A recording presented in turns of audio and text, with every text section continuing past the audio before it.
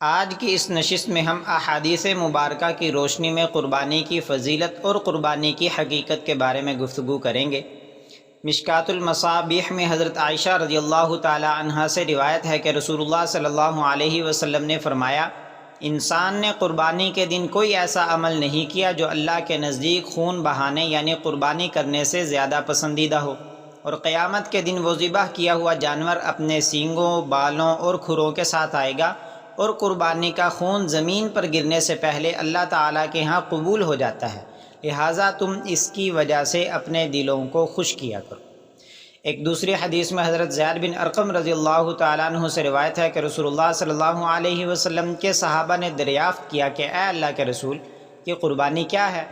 فرمایا، تمہارے باپ ابراہیم علیہ السلام کا طریقہ ہے۔ صحابہ نے عرض کیا کہ پھر اس میں ہمارے لیے کیا اجر و ثواب ہے؟ آپ صلی اللہ علیہ وسلم نے فرمایا کہ جانور کے ہر بال کے بدلے ایک نیکی۔ انہوں نے عرض کیا کہ دمبا وغیرہ اگر ذبح کرے تو ان کی اون میں کیا ثواب ہے؟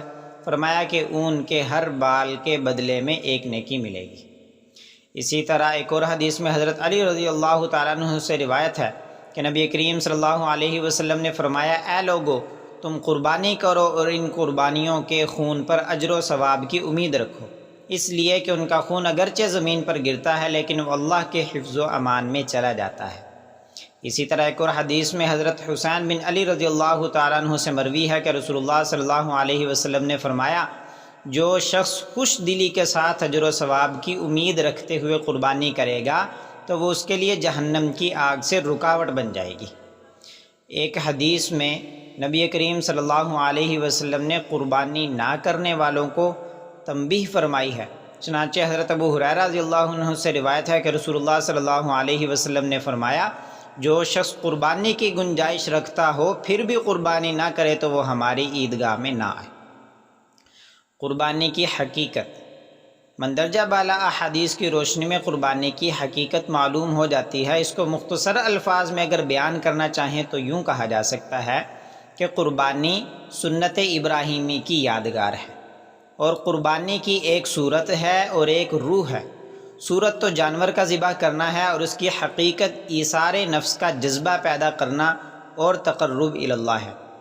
اصل میں قربانی کی حقیقت تو یہ تھی کہ عاشق خود اپنی جان کو اللہ تعالیٰ کے حضور پیش کرتا، مگر اللہ تعالیٰ کی رحمت کو یہ گوارا نہ ہوا، اس لیے حکم دیا کہ تم جانور کو ذبح کرو، ہم یہی سمجھیں گے تم نے خود اپنے آپ کو قربان کر دیا۔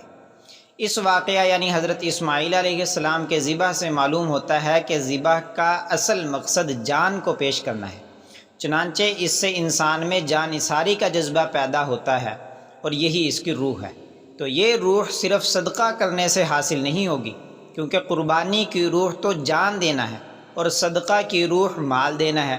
اس صدقہ کے لیے کوئی دن مقرر نہیں، مگر اس کے لیے ایک خاص دن مقرر کیا گیا ہے اور اس کا نام بھی یوم النحر اور یوم الاضحیٰ رکھا گیا ہے۔